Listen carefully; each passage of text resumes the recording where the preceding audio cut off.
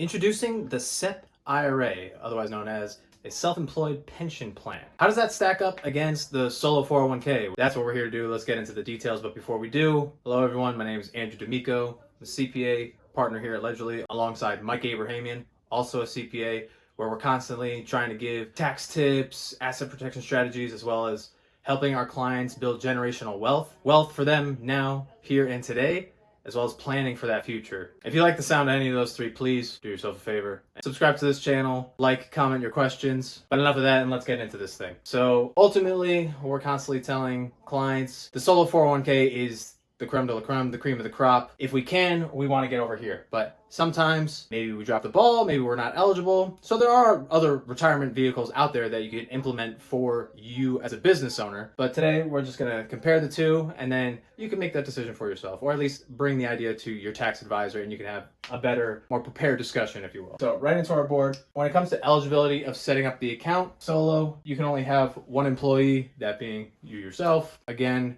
your spouse can go on payroll. They could participate in the solo 401k without disallowing the plan as itself. The IRS sees you and the spouse as one taxpayer. So I say one, but just know that the spouse can be in there. Self-employed, it could be any employee amount. You can do this with one employee, you can do it 2, 5, 10. Really doesn't matter the count. So that's a primary difference there. As far as the admin that goes into setting up the plan, the solo is simple, it's just you. But honestly, in the SEP, it's even simpler. And that's gonna play down here in the flexibility piece. Contributions, 2025, the limit is $70,000 per year. Again, that's as of 2025. It is actually the same over in the SEP. And there's a catch-up contribution of $7,500 if you're over the age of 50. So this max could be $77,500 or $77,500, but we'll just go for $70,000, keep it simple. Contribution deadline for monies that are going into the plan, whether it be the employee or the employer on this side, or the SEP is actually only going to be employer contributions. In the solo, you have up until filing. And that's the same over with the SEP IRA as well. So if you typically file your tax return by April 15th, you have up until April 15th to make your contributions to this plan. In the solo, however, there's a little nuance there. When you have payroll in the picture, you need to make sure the amount you plan to contribute to it is stated on your W-2. That deadline is January, but the physical moving of monies, wiring it from your bank account into the solo 401k, you have up until your filing deadline for your tax return for that previous year. And that includes extensions. So if you file a 6-month extension of time to file, then you have up until October 15th. Same deal over here, but typically over here you don't have to deal with that W-2 piece, having it stated in January, because the SEP is only employer contributions. There is no employee funding a SEP IRA. Flexibility, yes. And for the SEP, I'll kind of just go, eh. So it's nice to have the flexibility of, hey, I can put in my contributions later. Both of them have that, that's cool. Flexibility over on this side, in terms of what account types we're gonna set up. Traditional accounts, tax deduction today, it's gonna come out taxed. Roth accounts, where you don't get a tax deduction, no immediate benefit, but contributions and earnings within that account, once they eventually come out, they come out tax-free. We love that. After tax account, that's integral to the mega backdoor Roth strategy, if you're familiar with that. And then rollover accounts, pulling old IRA, old 401k monies, and putting it into your solo, so you have all this capital that you can invest in, grow, compound annually, and you can have all that capital in one place. That's what the rollover account's for. So I just listed 4 account types. You have that flexibility over here. Over here, the SEP IRA only allows traditional or Roth. And the Roth piece is even new. After Secure 2.0 passed a few years ago, now you can set up a Roth SEP IRA. Prior to that, you could only do traditional. So that's a bit nuanced. And if you set up a SEP previous to Secure 2.0, it was only traditional. And in order to open up that Roth side of the coin, you'd have to go back in and amend the plan documents, and depending how many employees you have, that could be one big, hairy, costly mess. So we'll say, you can't have an after-tax SEP IRA, you can't have a rollover SEP IRA. So just the traditional and the Roth. Setup right here. Got to be done by year end. Again, our employee contributions got to be on the W-2, which comes in January, so this makes sense.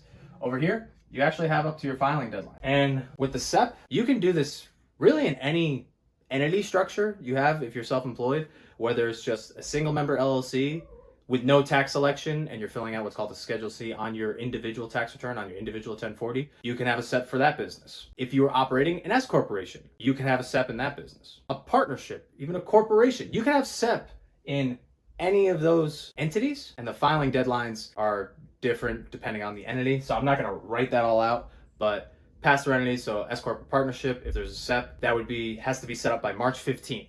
If it goes on extension, then you have up until September 15th to actually set up the plan. Forget about the contributions and everything. You can set up the SEP after the year has closed, which is kind of a benefit there. So if you missed this deadline and you're like, man, I really wanted to do the solo 401k this year, I missed it.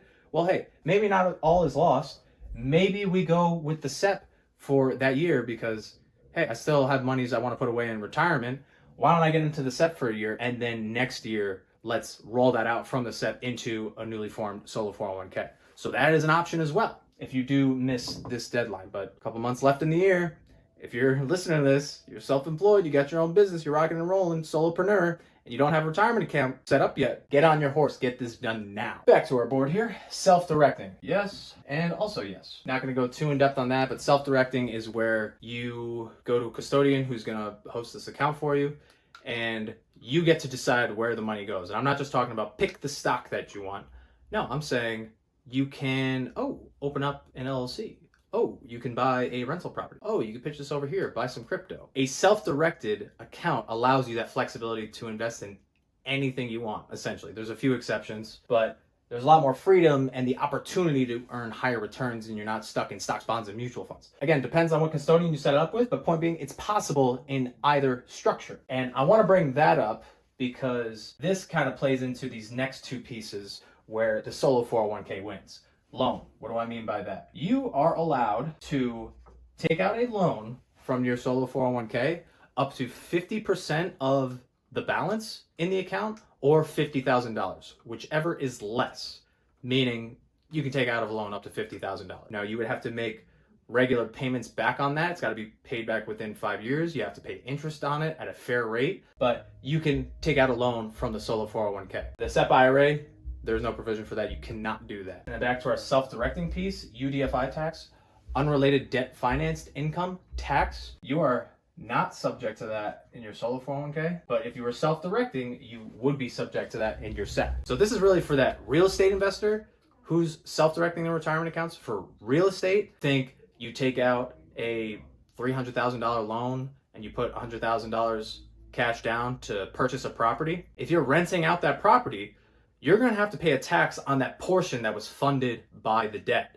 So that number was pretty easy. 100,000 came from, let's say, your retirement account. The 300,000 came from a non-recourse loan you got. So 100 plus 300, that's $400,000 total. Your retirement account monies into that was 100 divided by 4, 25%. So if you're generating rental income or you're buying and selling a house once a year and you got significant income there, you're going to pay tax on 25% of that. And the UDFI tax climbs up to a rate of 37%. And let me tell you, they are not like the income tax brackets. Income tax brackets, you don't hit 37% till you're well into the hundreds of $1,000s of taxable income. You hit 37% in UDFI at a very low number. Like I'm talking like a couple tens of thousands of dollars. So that, especially for you real estate people out here who want to self-direct or maybe already self-directing other accounts, IRAs, HSAs, or other accounts, even a Coverdell. If you want to open up a retirement account for your business to self-direct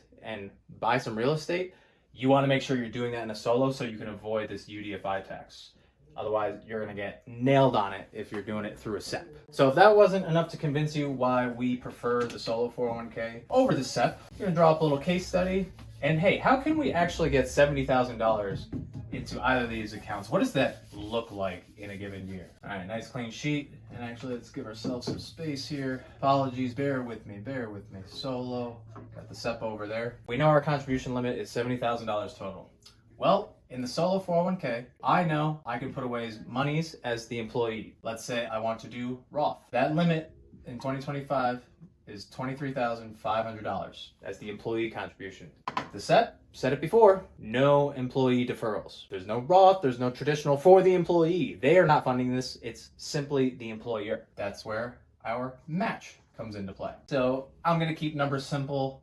let's say we have $100,000 of net income over here. Let's say we're filing on Schedule C, sole prop, because again, I mean, both of these accounts can be done for different entities, but we're going to say this is a sole prop and this is an S Corp, because that's typically what you'd see. We're going to assume this is our W-2 over here, and we're going to assume this is our bottom line net income over here, because that's what the match is based off. So I get 25% in this, so that's $25,000. Over here, actually, you can only do 20% if you're a sole prop.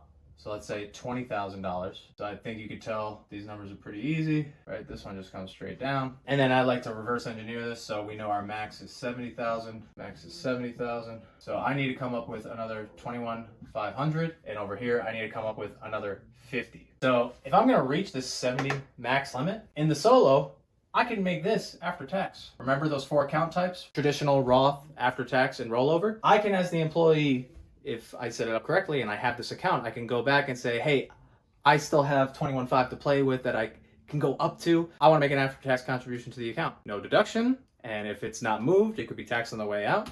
But point being, I could put away 70 in 1 year. But on day 2, what we tell clients is we're going to convert our traditional monies to Roth, or we're going to convert our traditional monies to Roth for that mega backdoor solo 401k. So I can get $70,000 into Roth. And I did that on a $100,000 W-2. That's pretty freaking powerful. Over here, there's no flexibility. I'm done. My net income was $100,000. I can only match up to 20%. I can only put in that $20,000 as the employer. If I wanted to get $70,000 into my IRA, I would need, if we reverse engineer again, divided by our match of 20%, right? I need to have $350,000 of net income on my Schedule C. And if you've watched our videos before, you know you're getting hammered with self-employment tax. We want to be long ways away from a single member LLC at that point. I hope by that point you are an S corporation, but God forbid, there's a lot of people out there, especially professionals, who maybe had the same accountant for years. They were told back in the early 2000s, yeah, just do a SEP. And they've been running a SEP through a Schedule C, and they've been making bank. They're getting hammered with self-employment taxes. I feel for those people because there's a lot of misinformation out there, and unfortunately not every CPA is built the same. There are tax return preparers and there are tax advisors. Tax preparers just gonna get your return done, give me your ducks, here you go, you owe money to the feds and the state, and I'll see you next year. An advisor is gonna say, hey, I noticed you have a lot of income in this business. Maybe we think about doing an S corporation. And then I noticed you have a SEP, but hey, I think you could really benefit from a solo 401k. These are some conversations you should be having with your tax person, your advisor, your consultant, whoever it is. Get someone who knows this stuff. Because I've seen all too many times somebody's been doing a Schedule C business and they have this SEP and they think it's all so great. But they have no idea that they can get $70,000 into their retirement account at a much lower cost to them. Just from this example alone, we know on a W-2 we're gonna pay FICA, which is essentially the Medicare and Social Security, which is what the self-employment tax is, 15.3% as self-employed business owner, that by our 100. So you'd be paying $15,300 in FICA over here, whereas off of $350,000, that entire amount would be subject to self-employment tax. Now it's a convoluted calculation, and I'm not gonna go through the nitty-gritty of how I got there, but it would essentially be doubled than what that is over here. So you would be paying an extra almost $16,000 to get the same contribution into your retirement. It's a losing formula. If you're making good money in a Schedule C business, there's 2 discussions you gotta have. You gotta be talking S Corp and you gotta be talking solo 401k. And I should probably do it for the people back home. Put this in red, terrible handwriting. That should probably be in green, but you get the gist. We wanna get over here. Solo is gonna beat the SEP every day out of the week and twice on Sundays. But again, alluded to it before, if we're missing our deadline for the solo, hey, maybe we do a SEP, or hey, maybe we do have employees, so maybe we are just rolling with the SEP, then maybe we have the discussion about SEP versus a group plan.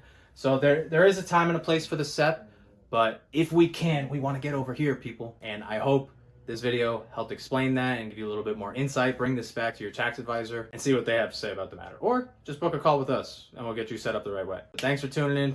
Please like, comment your questions, subscribe to this channel, and stay tuned in for more tax saving tips as we try to help our clients and you, the viewer, build generational wealth. Thanks.